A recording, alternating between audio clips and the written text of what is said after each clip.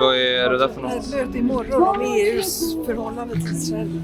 Jaha, varför delar du ett flygblad för det då? Spelar du in? Ja, det gör